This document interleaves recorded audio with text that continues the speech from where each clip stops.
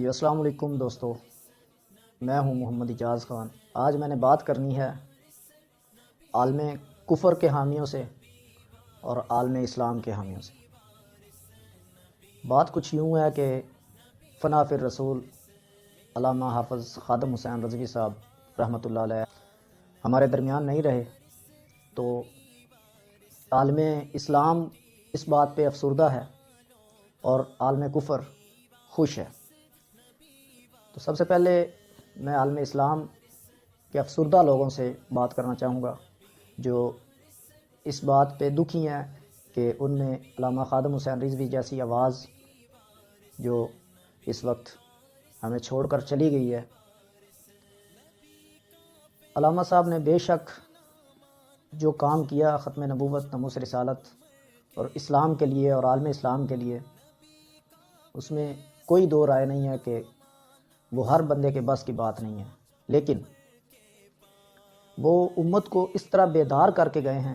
اب وہ ان کے مشن کو جو ہے نا جاری بھی رکھیں گے، اور انشاءاللہ جو ان کا مشن تھا کہ حضور کا دین تخت پر لانا ہے، وہ بھی انشاءاللہ تخت پر لا کر ہی دم لیں گے۔ اس قدر بیداری پیدا کر کے گئے ہیں علامہ صاحب امت کے اندر، چونکہ وہ عالم اسلام کے لیڈر تھے، قائد تھے، کسی ایک شخص، کسی ایک جماعت یا کسی ایک مسلک کے نہیں تھے۔ اور میں نے یہ دیکھا بھی ہے کہ تمام مکاتب فکر کے لوگوں میں یہ دکھ ہے، افسوس ہے، افسردہ ہیں کہ علامہ صاحب ایک بہت بڑی آواز عالم اسلام کی جو خاموش ہو گئی۔ میں ان تمام لوگوں سے جو افسردہ ہیں ان سے اتنی ہی درخواست کروں گا کہ آپ نے ان کی زندگی میں بے شک ان کا ساتھ دیا ہے، نہیں دیا، ان کو پسند کیا ہے، نہیں کیا، لیکن چونکہ اب آپ کو سمجھ آ گئی ہے، پتہ چل گیا کہ وہ بالکل حق پر تھے اور انہوں نے جو کیا اور وہ اللہ اور اس کے رسول کی بارگاہ میں مقبول تھے، تو اب یہ اس افسردگی اور اس غم کو ہم دور اس صورت میں بھی کر سکتے ہیں جو ہمارے اندر ہی اندر ہمیں کھائی جا رہا ہے کہ ہم ان کا ساتھ دے سکتے زندگی میں، اگر ان کا پتہ چل جاتا کہ ان کی قدر و قیمت اور ان کا مقام کیا ہے۔ تو اب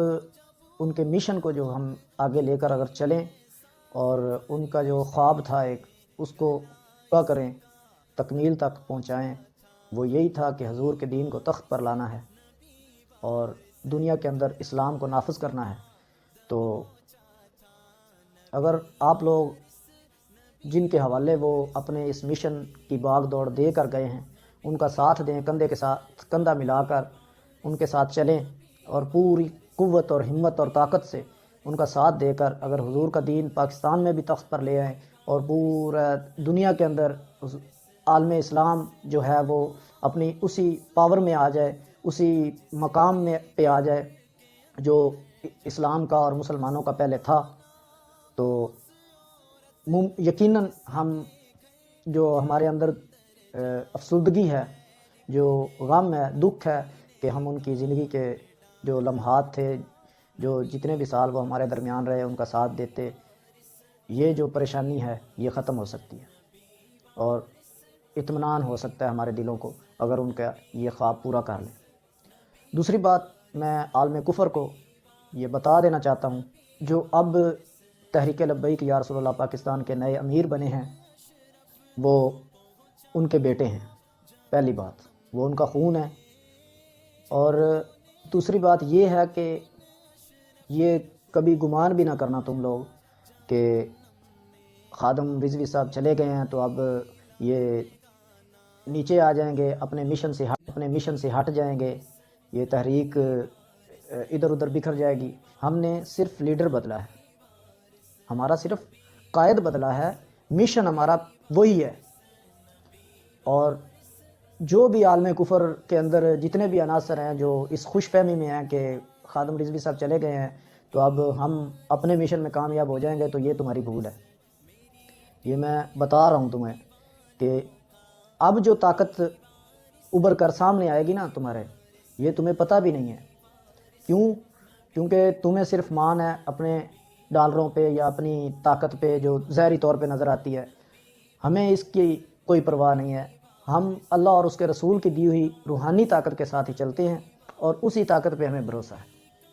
اور وہ جو خفیہ تدبیریں کرنے والی ذات ہے، ہماری جو ہے نا سوچ اس تک پہنچ ہی نہیں سکتی۔ نہ سر جھکا کے جیے، نہ منہ چھپا کے جیے، ستم گر کی نظروں سے نظریں ملا کے جیے۔ ہم اگر 2 دن کم جیے تو اس میں حیرت کیا، ہم اگر 2 دن کم جیے تو اس میں حیرت کیا، ہم ان کے ساتھ تھے جو شمع جلا کے جیے۔